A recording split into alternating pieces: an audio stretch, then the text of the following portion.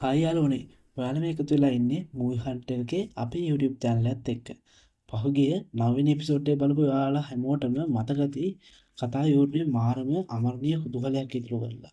ප්‍රොෆෙසර්ගේ මූණේ Scratch එක පොලිසියට අහුවෙන්න ඔන්න වෙන්න තියෙද්දි පොලිස් කාර්යක ඇතුළට රිංගලා රුසියන් භාෂාවෙන් තර්ජනය කරපු ප්‍රොෆෙසර් එකෙන් බේරුණා. හැබැයි මේ වෙලාවෙම බැංකුව ඇතුලේ බර්ලින් සහ ඩෙන්න අතර ලොකු ප්‍රශ්නයක් ඇති වුණා.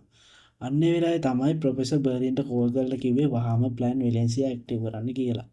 ඉතින් මචන්ලා අද අපි බලන්න යන්නේ මේ හැමෝම නොයවසිල්ලෙන් බලන් හිටපු මුළුමනින්ම හීස්ට් කතාව උඩු යටිකුරු කරන 1 එකේ එපිසෝඩ් 10 එක තමයි. ඒ වගේම හැම තප්පරයක්ම කුතුහලයෙන් පිරීලා තියෙන්නේ. ඒ නිසා වීඩියෝ එක දැම්ම ලයික් එකක් දාලා මගේ subscribe 1k ගමනට පොඩි සපෝට් එකක් දෙන ගමන් අපි යමු වීඩියෝ එක සුපිරියටම බලන්න.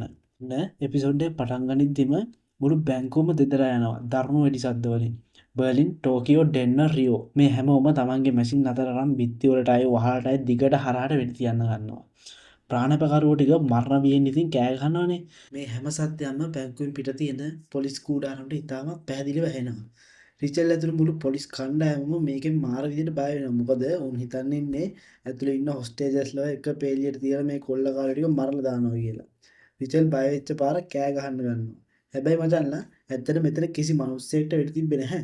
මේක තමයි ප්‍රොෆෙසර්ගේ ප්ලෑන් වෙලෙන්සියා කියලා පොලිසිය ලවා Tamanට ඕන තීරණ ගන්න සලස්සන ප්ලෑන් එක. ඇතුලේ ලොකු මානුෂ්‍ය ඝාතනයක් වෙනවා වගේ ලොකු රඟපෑමක් තමයි මේගොල්ලෝ කරන්නේ. ඉතින් රිකොල් ප්‍රොෆෙසර්ට කෝල් එකක් ගන්නවා. එයා අඩමින් කෑගස්මින් ප්‍රොෆෙසර්ට කියනවා ප්ලීස් ඕක නවත්තන්න. ඔයාලට ඕන කරන හැමදේම මම දෙන්නම්. මිනිස්සුව මරන්න එපා කියලා ප්‍රොෆෙසර්ට කියනවා. ප්‍රොෆෙසර් මාරම සංසුන් උත්තර දෙනවා. ඔයාලා අපේ සීමාව පැන්නුවා රිචෙල්. ඔයාලගේම වැරද්ද කියලා කියනවා. රිකොල් දැන් ප්‍රොෆෙසර්ගේ හෑන්ඩ් ෆෝන් එකට කෝල් එකක් දාලා එදා ඩිනර් එකට යන්න දාගන්නවා. රිකොල් ඊට පස්සේ එතන ඉන්න කට්ටියට එළියට යන්න කියලා කියනවා. එතකොට ඒන්ජල් කියනවා ඔයා මෙතන ඉන්න අයව ඩවුට් කරලා වැඩක් නැහැ. ඔයා ගිහිල්ලා අර ඔයා නිතරම මීට් වෙන පුද්ගලයව ඩවුට් කරන්න කියලා. ඒ වගේම දැන් අර මෙඩිසින් ගැනත් කතා කරනවා. හේස්ට් එකට දවස් 3කට කලින් මේ ළඟ තියෙන ෆාමසි එකෙන් මේ මෙඩිසින් එකේ බන්ඩල් 10ක් කරන් තියෙනවා. මට මේ ගැන ඩවුට් එකක් තියෙනවා කිව්වම රිකොල් කියනවා ඔයා තනියම ගිහින් ඒ ගැන හොයාගන්න එතන තියෙන CCTV වගේම රිපෝට්ස් වගේම ඒ වගේ හැමදේම අරගෙන බලන්න කියලා. අනිත් පැත්තෙන් ප්‍රොෆෙසර් දැන් මේ ගැන හොඳට අහන් ඉන්නවා. හෙන්සිකින් දැන් රෝමන්ට සර්ප්‍රයිස් එකක් දෙන්න මොනිකා ළඟට එක්ක ඇවිල්ලා මොනිකා ඉන්නවා කියලා පෙන්නනවා. ඒ වගේම රෝමනුත් ඒක දැකලා ගොඩක් සතුටු වෙනවා. හැබැයි රෝමන්ව දැකලා නම් මොනිකට කිසිම ඉන්ටරෙස්ටිං එකක් නැහැ. රිකොල් ඉල්ලුව ලයිව් ස්ක්‍රීන් එක දැන් දෙනවා. හැබැයි මේ වීඩියෝ එක ක්වොලිටි නැහැ. මෙයාලා ඉන්න විදිය අර මේ දැක්කට පස්සේ මෙයාලට තේරුම් ගන්න පුළුවන් වෙනවා මේක ෆේක් වීඩියෝ එකක් කියලා. ඉතින් එතකොට රිකොල් ප්‍රොෆෙසර් කතා කරලා කියනවා මේක අපිට පිළිගන්න බෑ. ඒ නිසා අපි එක්කෙනෙක්ට හරි එතකොට යන්න වෙනවා කියලා. එතකොට ප්‍රොෆෙසර් කියනවා හරි වෙන වෙන අය ඕනේ නැහැ. ඔයාම එතකොට එන්නකෝ කියලා. රිකොලුත් දැන් කිසි බයක් නැතුව කියනවා හරි මම ඇවිත් ඉන්නේ. එතකොට ගන්න කියලා. මම බලන්නම් කියලා. රිකොල් දැන් එතකොට එනවා. එතකොට අපු රිකොල් දැන් ටෝකියෝ රියෝ දෙන්නම චෙක් කරනවා. ඉතින් මෙතනදී මෙයා ළඟ තිබ්බ පොඩි මයික් එකක් අහුවෙනවා. ඉතින් මේකේ නම රියෝ කියලා තමයි ලියලා තියෙන්නේ.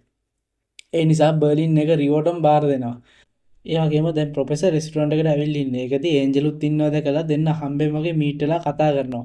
හලෝ ඉතින් කොහොමද? ඔයා කොහෙද ඉන්නේ මොනවද කරන්න කියලා ප්‍රොෆෙසර්ගෙන් අහන්න ගන්නවා. ප්‍රොෆෙසර් අහනකොටම මම බිස්නස් එකක් කරනවා මේ ළඟ තමයි මම ඉන්නේ කියලා පිළිතුරු දීලා එතනින් සීන් එක කට් කරනවා. දැන් බැංක් එක ඇතුලේ රිකොල් සහ බර්ලින් දෙන්නම වාඩි වෙලා ඉන්නව පෙන්නනවා.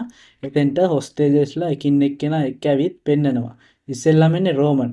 එයා දැන් සනීපෙන් ඉන්නවා. එයාට ප්‍රශ්නයක් නැහැ කියලා රිකොල්ට කියනවා. රෝමන් දැන් එතනින් ආවම අර කතුර ගන්නවා ටීචර්ගෙන්. ඒ ටීචර්ගෙන් කතුර ඉල්ල ගන්නවා. ඒ වගේම වෙනම කාමරයක හිර කරලා තියෙන ගර්ල්ස්ලා පස් දෙනෙක් ඉන්නවනේ. එතනින් එකින් එක්කෙනාව එක්කන් එනකොට එතන එරියානා කියලා කෙල්ලෙක්ව පෙන්නනවා. ඒ කෙල්ල ගොඩක් බය වෙලා ඉන්නවා එතන එකින් එක්කෙනාව ගිලිහින් මරන්න හදනවා කියලා. හොස්ටේජස්ලව එකින් එක්කෙනා රිකොල්ඩ් පෙන්නනවා. ඒ වගේම දැන් මොනිකාගේ chance එක. ඉතින් ඒ එද්දි මොනිකා ටිකක් අමාරුවෙන් තමයි එන්නේ. මොකද මොනිකාගේ දනිස්සර වෙඩි දියුණු නිසා. හැබැයි මේ දේ කියන්න එපා කියලා රියෝ මොනිකට කියනවා. ඔයා මොනිකා නේද? ඔයා නේද අර ටැබ්ලට් එකම ඉල්ලුවේ කියලා මොනිකා එක්ක කතා කරනවා. ඔන්න එතකොටම මොනිකාගේ දනිස්සෙන් ලේ එන්න ගන්නවා. මේක දකින්න හදනකොටම රිකෙල්ල වෙන දිශාවකට හරවලා බර්ලින් ස්ටේට්මන්ට් එකක් ගහනවා. එතකොටම අනිත් දෙන්න මොනිකාව එතනින් එක්ක යනවා ෂේප් එකේ. මොනිකා ඒ කාමරේ ඇතුළට ආවම රෝමන් දැන් කෑ ගහනවා. ඇත්ත කියන්න තිබ්බා. එතකොට පොලිසිය ඇතුළට ඇවිල්ලා අපිව බේර ගන්නවා කියලා. ඔන්න එතකොට එතෙන්ට ඩෙන්න ඇවිල්ලා මොනිකව අර සේෆ් වර්ල්ඩ් එකටම එක්කන් යනවා පෙන්නනවා. මෙයාලව එකින් එක්කෙනාව රිකල්ට පෙන්නලා වෙලාව ගත කරන්න තමයි හේස් ගෲප් එක මේක try කරන්නේ. මොකද ප්‍රොෆෙසර්ගේ ප්ලෑන් එක හැටියට පොලිසියට ගොඩක් වෙලාව දෙන්න ඕන. ඉතින් එලිසන් කෙල්ල පැනලා ගිහින් එතන තියෙන සේෆ් ලොකර් එක අස්සේ හැංගෙනවා. ඉතින් මේක ප්‍රොෆෙසර් දැකලා කෝල් එකක් කරන් කියන්න හදනකොටම ප්‍රොෆෙසර් ඉන්න පොට් එකට අර ඒන්ජල් සැක කටයුතු වලට ඇවිල්ලා ඉන්නව පෙන්නනවා. එතකොට මෙයා මොකද මෙහෙ ඇවිත් තියෙන්නේ කියලා ඒන්ජල්ව ඇතුළට ගන්නවා. දැන් ප්‍රොෆෙසර් පොඩ්ඩක් කලබල වෙලා ඉන්නවා මේ ඒන්ජල් කාරයන් නිසා මේ කෝල් ටිකවත් ගන්න විදියක් නැහැ. එයාලට කෝල් එකක් කරන් කියන්න විදියක් නැහැ. අනිත් පැත්තෙන් පොලිසිය දැන් ඇතුළට එන්න හදනවා. මේ වගේ ප්‍රශ්නක එක දිගටම දැන් ප්‍රොෆෙසර් හිර වෙලා ඉන්නේ. දැන් එලිසන්ව කොහොම හරි හොයා ගන්නවා. ඉතින් ගිහින් රිකෝල්ඩ් පෙන්නලා කියනවා මෙන්න මෙයාවත් දැක්කනේ දැන් ඔයා ඉක්මනට මෙතනින් පිටත් වෙන්න කියලා. ඊට පස්සේ ඒන්ජලුත් එතනින් පිට වුණු ගමන් ප්‍රොෆෙසර් කෝල් එකක් දීලා මේ ඔක්කොම ක්ලියර් කරගන්නවා. ඒ වගේම ඒන්ජල් ප්‍රොෆෙසර්ලාගේ ගෙදර එක ස්පූන් එකක් අරන් එනවා එයාගේ ෆින්ගර් ප්‍රින්ට් එක ෆොරන්සික් ඔෆිසර්ලාට දෙන්න. ඇත්තටම මෙතන ස්පූන් එක බාර ගන්න ඉන්න ෆොරන්සික් ඔෆිසර් තමයි රිකෝල්ගේ පළවෙනි හස්බන්ඩ් ඇල්බර්ටෝ. ඇල්බර්ටෝ ගැන මම කලින් එපිසෝඩ් වලදී කියලා ඇති. අනිවාර්යයෙන්ම ඒවා බලලා ඉන්න නැත්තම් මේක ඔයාලට තේරුම් නැහැ guys.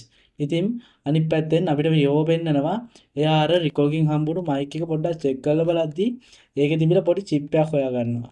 ඉතින් ඒ චිප් එක දාලා බලද්දි ඒකේ තියෙන්නේ රියෝගේ අම්මයි තාත්තයි කතා කරන රෙකෝඩ් එක. පුතේ දැන් ඔයා මෙහෙම කරන එක හරි නෑ නේද? ඔයා දැන්ම පොලිසියට සැලෙන්ඩර් වෙන්න අපි අදාළ පියවර අරන් තියෙන්නේ. ඔයාලට දැන් දඬුවම් කාලයක් ගොඩක් අඩු වෙයි කියලා රියෝගේ මයින්ඩ් එක දැන් වොෂ් කරන්න ගන්නවා. ඉතින් මේ මයික්‍රොෆෝන් ප්ලෑන් එක රිකෝගෙම වැඩක් තමයි guys. ඔයාලට මොකද හිතෙන්නේ කියලා කමෙන්ට් එකක් දාගෙනම යන්නකෝ. අනිත් පැත්තෙන් අර ඔෆිසර් ඒන්ජල් අර ෆාමසි එකට යනවා. ඉතින් එතකොට මෙයා එතෙන්ට එන්නත් කලින් ඒ ෆාමසියේ තියෙන CCTV ෆොටේජස්, රෙකෝඩ්, රිපෝට්ස් ඔක්කොම එක්කෙනෙක් ඇවිත් අරන් ගිහින් තියෙනවා. ඔෆිසර් ඒන්ජල් ටක් ගාලා දුවලා ඇවිත් බලනකොට ප්‍රොෆෙසර් එතනින් බයික් එක කරන් ස්කීප් පෙන්නනවා guys. ඉතින් එතකොට මේ එපිසෝඩ් එක ඉවර වෙනවා. ඔයාලට මොකද හිතෙන්නේ මේ එපිසෝඩ් එක ගැන? ප්‍රොෆෙසර් අහුවේද? නැද්ද? ඔයාගේ අදහස යටින් දාගෙන යන්න. ඉතින් guys එපිසෝඩ් 11 එක ඉක්මනට අරන් එනවා. එතකන් subscribe එකක් දාලා bell icon එකක් දාලා තියාගන්න guys. ඊළඟ වීඩියෝ එකෙන් හමු වෙමු. ජය වේවා.